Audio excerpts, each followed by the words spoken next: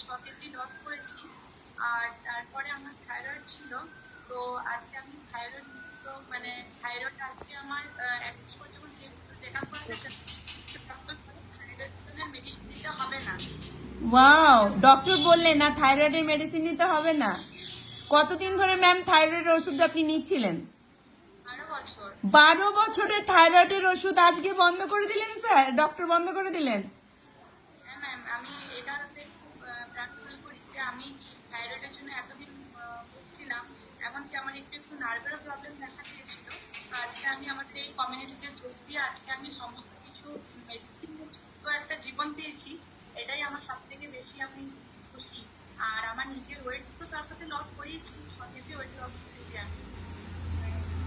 ওজন তো আমাদের কমেই যাবে, চোখ বন্ধ করে থাকুন ওজন কমে যাবে, বাট আদার হেলথ প্রবলেম গুলো 12 বছর ধরে নেওয়া একটা মেডিসিন, 12 বছরটা খুব একটা কম সময় নয়, কিন্তু আমরা 1 বছর 1 যুগ ধরি, 12 বছরকে আমরা 1 যুগ ধরি। ম্যাম আমি ওটাই বলতে চাচ্ছি, Yes. 12 বছর মানে 1 যুগ। 1 যুগ।